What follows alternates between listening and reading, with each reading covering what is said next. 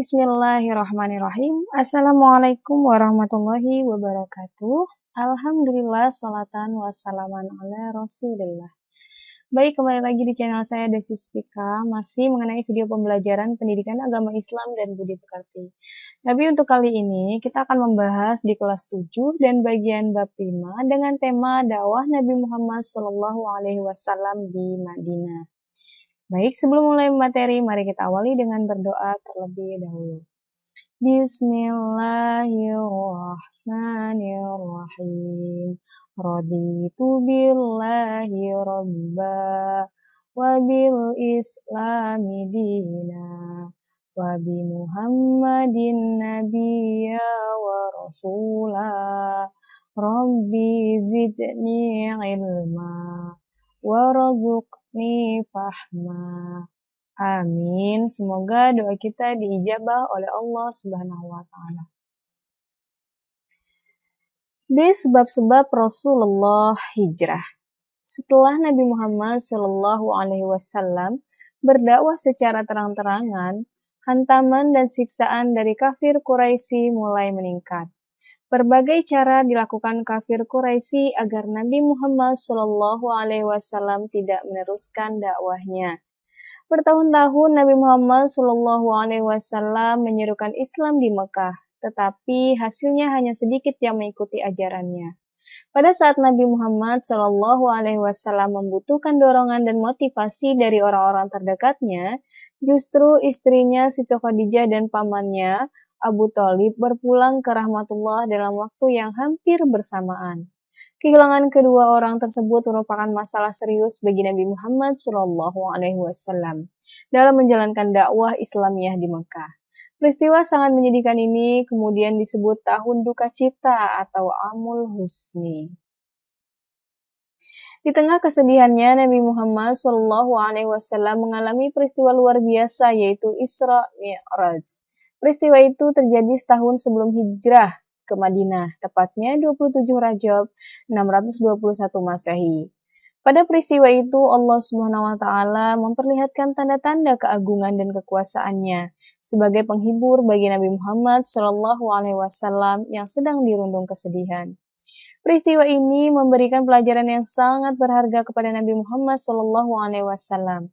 Pada peristiwa tersebut, Nabi Muhammad Shallallahu alaihi wasallam menerima perintah sholat 5 waktu dalam sehari semalam. Setelah Isra Mi'raj, Nabi Muhammad Shallallahu alaihi wasallam meneruskan dakwahnya dan mengabarkan peristiwa yang dialaminya. Kabar ini membuat kafir Quraisy menganggap Nabi Muhammad Shallallahu alaihi wasallam telah melakukan pembohongan. Usaha-usaha pembunuhan terhadap Nabi Muhammad Shallallahu alaihi wasallam dan pengikutnya terus digalakan. Setelah Allah Subhanahu wa taala menyuruh untuk hijrah, maka Nabi Muhammad Shallallahu alaihi wasallam pun melaksanakan hijrah ke Madinah. C. Berita gembira dari kota Yatsrib. Awalnya pada tahun 620 Masehi, Nabi Muhammad Shallallahu alaihi wasallam bertemu 6 orang Yatsrib dari kabilah Hajrat yang berziarah ke Mekah. Dalam pertemuan tersebut, Nabi Muhammad Shallallahu alaihi wasallam mengajak mereka untuk masuk Islam. Mereka menyambut dengan baik ajakan itu dan menyatakan masuk Islam. Mereka pula yang memberitahukan tentang Islam kepada masyarakat Yatsrib lainnya. Pada tahun 621 Masehi, seorang Muslim Yatsrib beserta 6 orang teman yang lain sebagai utusan kabilah Khazraj dan Aus mendatangi Nabi Muhammad Shallallahu alaihi wasallam. Bernama Aqabah. Isi perjanjiannya, kami tidak akan mempersekutukan Allah Subhanahu wa taala dengan sesuatu yang lain. Kami tidak akan mencuri, berzina dan membunuh anak-anak. Kami tidak akan saling memfitnah dan kami tidak akan mendurhakai Nabi Muhammad Shallallahu alaihi wasallam. Selanjutnya, pada tahun 622 Masehi, orang-orang Yatsrib datang lagi dengan maksud mengadakan perjanjian Aqabah. Dua sekaligus mengundang Nabi Muhammad Shallallahu alaihi wasallam untuk berhijrah ke Yatsrib. Perjanjian Aqabah II diikuti 75 orang Yatsrib dan Nabi Muhammad Shallallahu alaihi wasallam yang didampingi pamannya Hamzah. Isi perjanjian sama dengan yang sebelumnya, tetapi jumlah peserta yang memeluk agama Islam semakin banyak. Dalam 2 kali perjanjian yang terjadi, Nabi Muhammad Shallallahu alaihi wasallam mendapatkan kesan bahwa Islam telah siap berkembang pesat di Yatsrib. Kenyataan ini membuat Nabi Muhammad SAW memerintahkan para pengikutnya untuk hijrah ke Yatsrib dengan sembunyi-sembunyi. Sementara Nabi Muhammad SAW bertahan di Mekah bersama Abu Bakar dan Ali bin Abi Thalib. Rencana hijrah Nabi Muhammad SAW didengar oleh kafir Quraisy. Kafir Quraisy pun akhirnya merencanakan pembunuhan terhadap Nabi Muhammad SAW. Kafir Quraisy khawatir Islam akan berkembang di Yatsrib. Mereka menyuruh para pemuda untuk mengepung rumah Nabi Muhammad SAW karena khawatir akan lari. Pada malam itu pula, Nabi Muhammad SAW membisikkan kepada Ali bin Abi Thalib supaya memakai selimut beliau dan berbaring di tempat tidurnya. Atas izin Allah, Nabi Muhammad SAW berhasil keluar dari rumahnya dengan selamat. Tidak lama setelah Nabi Muhammad SAW meninggalkan rumahnya, para pemuda terbangun dan masuk ke rumah beliau dengan penuh nafsu untuk membunuh, akan tetapi mereka hanya mendapatkan Ali bin Abi Thalib yang sedang tidur. Mereka kecewa dan tidak percaya dengan segala hal yang terjadi. Hal ini terjadi hanya karena pertolongan Allah Subhanahu wa Ta'ala. Selanjutnya, perjalanan hijrah Rasulullah Shallallahu Alaihi Wasallam. Menjelang larut malam, Nabi Muhammad Shallallahu Alaihi Wasallam menuju ke rumah Abu Bakar dan mengajaknya hijrah. Kedua orang itu kemudian keluar dari jendela pintu belakang dan terus bertolak ke arah selatan menuju Gua Sur. Jalan yang ditempuh oleh mereka adalah jalan yang tidak mungkin dilewati manusia. Hal ini dilakukan supaya para pemuda Quraisy yang mengejar tidak menyangka mereka melalui jalan itu. Dalam perjalanannya, mereka berdua sempat bersembunyi di Gua Sur selama 3 hari 3 malam.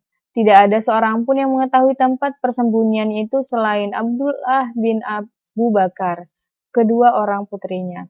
Aisyah dan Asma dan pembantu mereka, Amir bin Fuhairah.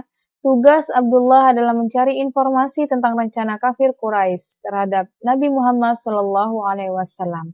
Pada malam hari, ia menyampaikan informasi tersebut kepada Nabi Muhammad SAW beserta ayahnya. Pada hari ketiga, mereka berdua sudah mengetahui bahwa situasi sudah tenang. Mereka berangkat dan melanjutkan perjalanan dengan perbekalan yang diberikan oleh putrinya. Supaya aman dalam perjalanan, Nabi Muhammad SAW dan Abu Bakar mengambil jalan yang tidak pernah dilalui manusia. Abdullah bin Uraikid dari Bani Du'ail diminta sebagai penunjuk jalan. Keduanya membawa Nabi Muhammad SAW dan Abu Bakar dengan hati-hati sekali ke arah selatan, kemudian menuju Tihama di dekat pantai Laut Merah. Nabi Muhammad SAW dan Abu Bakar beserta petunjuk jalannya itu sepanjang malam dan siang berada di atas kendaraan. Tidak lagi mereka pedulikan kesulitan dan rasa lelah. Mereka hanya percaya bahwa Allah Subhanahu wa Ta'ala akan menolong mereka. Orang Quraisy mengadakan sayembara siapa yang dapat membawa Nabi Muhammad SAW hidup atau mati, hadiah besar dan jabatan tinggi menantinya. Hal ini menarik hati masyarakat pada waktu itu, termasuk Suraqah bin Malik yang sudah mengetahui perjalanan Nabi Muhammad SAW dan Abu Bakar. Tidak lama kemudian, Suraqah bin Malik mendatangi tempat yang dimaksud dan dia menemukan Nabi Muhammad SAW beserta kedua temannya yang sedang beristirahat di sebuah batu besar sambil menyantap bekal yang diberikan oleh Asma putri Abu Bakar. Setiap kali Suraqah bin Malik mendekati rombongan Nabi Muhammad SAW, keduanya selalu tersungkur. Hal itu berulang sampai 4 kali. Suraqah yang percaya kepada dewa berpikir bahwa itu adalah pertanda buruk sehingga dia mengurungkan niatnya dan kembali ke Mekah. Selama 7 hari terus-menerus mereka berjalan, mereka hanya beristirahat di bawah panas membara musim kemarau dan berjalan lagi sepanjang malam mengarungi lautan padang pasir. Hanya karena adanya ketenangan hati kepada Allah Subhanahu wa Ta'ala membuat hati dan perasaan mereka terasa lebih aman. Mereka selalu yakin bahwa Allah Subhanahu wa Ta'ala akan selalu bersama mereka. Di tengah perjalanan menuju Madinah, Rasulullah SAW singgah di Quba, sebuah desa yang terletak 2 mil di selatan Madinah. Di sana beliau membangun sebuah masjid. Masjid ini menjadi masjid pertama dalam sejarah Islam. Beliau singgah di sana selama 4 hari untuk selanjutnya meneruskan perjalanan di Madinah. Pada hari Jumat pagi, Beliau berangkat dari Kuba dan tiba di perkampungan Bani Salim bin Auf tepat pada waktu sholat Jumat. Sholatlah beliau di sana. Inilah sholat Jumat pertama dalam Islam. Khutbahnya pun merupakan khutbah yang pertama. Nabi Muhammad SAW dan Abu Bakar tiba di Madinah pada tanggal 12 Rabiul Awal. Kedatangan beliau telah dinanti-nanti masyarakat Madinah. Pada hari kedatangan Nabi Muhammad SAW dan Abu Bakar, masyarakat Madinah sudah menunggu di jalan yang akan dilalui Nabi Muhammad SAW, lengkap dengan regu genderang. Mereka mengeluh-elukan Nabi Muhammad SAW dan genderang pun gemuruh diselingi nyanyian yang sengaja digubah untuk keperluan penyambutan itu. Bulan purnama telah muncul di tengah-tengah kita dari celah-celah bebukitan. Wajiblah kita bersyukur atas ajakan kepada Allah Subhanahu wa taala, wahai orang yang dibangkitkan untuk kami. Kau datang membawa sesuatu yang wajib ditaati. Itulah syair penyambutan Nabi Muhammad SAW di Madinah. Selanjutnya dakwah Nabi Muhammad SAW di Madinah. Setelah sampai di Madinah, Nabi Muhammad SAW mulai membuat program kerja dan melaksanakannya, yaitu seperti membangun masjid, mempersaudarakan antara muhajirin dan ansar, dan membuat perjanjian dengan penduduk Madinah. Langkah pertama, membangun masjid. Pembangunan masjid segera dimulai dan seluruh umat Islam ikut ambil bagian sehingga berdiri sebuah masjid berdinding bata, berkayu batang kurma, dan beratap daun kurma. Masjid yang dibangun Rasulullah SAW bersama-sama kaum muhajirin dan ansor tidak hanya berfungsi untuk sholat semata, akan tetapi untuk seluruh kegiatan Nabi di Madinah. Di antara fungsi masjid pada zaman Nabi adalah sebagai tempat mempersekutukan umat, bermusyawarah tentang perkembangan Islam, mengkaji ilmu agama, bahkan sebagai pusat pemerintahan setelah Rasulullah SAW dipilih sebagai pemimpin di Madinah.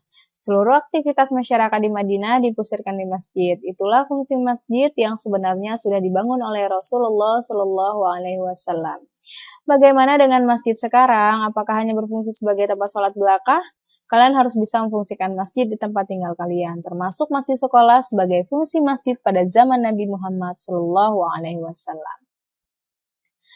Langkah berikut Nabi Muhammad SAW adalah mempersaudarakan antara orang-orang muhajirin dengan ansor. Muhajirin adalah orang yang hijrah dari Mekah ke Madinah, sedangkan ansor adalah orang Madinah yang menyambut kedatangan kaum muhajirin.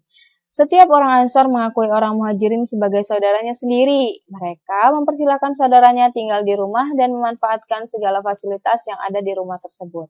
Di antara para sahabat yang dipersaudarakan adalah 1. Abu Bakar untuk Muhajirin, 1. Abu Bakar, 2. Umar bin Khattab, 3. Bilal bin Rabah, 4. Amir bin Abdillah, 5. Abdurrahman bin Auf, 6. Zubair bin Awam, 7. Utsman bin Affan, 8. Talhah bin Ubaidillah, 9. Abu Huzaifah bin Utbah, 10. Ammar bin Yasir. Sedangkan Ansar ialah Kharijah bin Zuhair, Itban bin Malik, Abu Ruwaidah, Sa'ad bin Mu'ad, Sa'ad bin Rabi', Salamah bin Salamah, Aus bin Thabit, Ka'ab bin Malik, Ubah bin Bishir, Huzaifah bin Al-Yaman.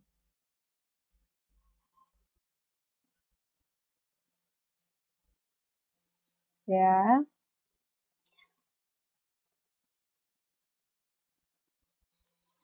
Langkah ini mendapat simpati seluruh lapisan masyarakat Madinah. Orang-orang Muhajirin merasa nyaman dan tentram meskipun bukan tinggal di rumah sendiri. Mereka melakukan kegiatan dan interaksi dengan penduduk Madinah dan saling menolong sehingga suasana Madinah menjadi lebih indah dan menyenangkan. Selanjutnya Nabi Muhammad SAW merumuskan piagam yang berlaku bagi seluruh kaum muslimin dan orang-orang non-muslim di Madinah, yang kemudian disebut piagam Madinah. Nah, adapun isi piagam Madinah yaitu 1. Kaum Yahudi bersama kaum muslimin wajib turut serta dalam peperangan. 2. Kaum Yahudi dan Bani Auf diperlakukan sama kaum muslimin. 3. Kaum Yahudi tetap dengan agama Yahudi mereka dan demikian pula dengan kaum muslimin. 4. Semua kaum Yahudi dari semua suku dan kabilah di Madinah diberlakukan sama dengan kaum Yahudi Bani Auf. 5. Kaum Yahudi dan Muslimin harus saling tolong-menolong dalam memerangi atau menghadapi musuh. 6. Kaum Yahudi dan Muslimin harus senantiasa saling berbuat kebajikan dan saling mengingatkan ketika terjadi penganiayaan atau kezoliman.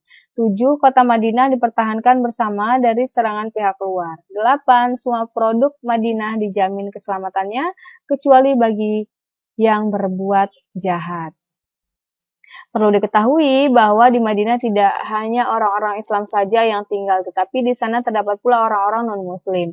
Agar terjadi hubungan yang harmonis, saling menghormati, toleransi, dan menjaga lingkungan di Madinah, maka harus ada kesepakatan bersama. Piagam inilah yang oleh Ibnu Hisham disebut sebagai Undang-Undang Dasar Negara dan Pemerintahan Islam yang pertama. Isinya mencakup antara lain peri kemanusiaan, keadilan sosial, toleransi beragama, dan gotong royong. Dengan program-program cerdas yang dilakukan Nabi Muhammad SAW, Madinah menjadi daerah yang sangat maju, baik peradaban maupun kebudayaannya, sehingga terkenallah dengan sebutan Al-Madinah Al-Munawwarah atau kota yang bercahaya. Sampai di sini materi yang dapat Ibu sampaikan, semoga dapat dipahami. Kurang lebihnya Ibu mohon maaf, namun sebelum kita tutup, mari kita berdoa terlebih dahulu. Bismillahirrahmanirrahim. Rabbi auzi'ni an ashkura ni'mataka allati an'amta alayya wa ala walidayya wa an a'mala salihan tardahu wa adkhilni birahmatika fi ibadika sholihin. Amin. Semoga doa kita diijabah oleh Allah Subhanahu wa taala. Mari kita tutup bersama-sama dengan mengucap lafaz hamdalah. Alhamdulillahirabbil alamin. Wa akhiri assalamualaikum warahmatullahi wabarakatuh.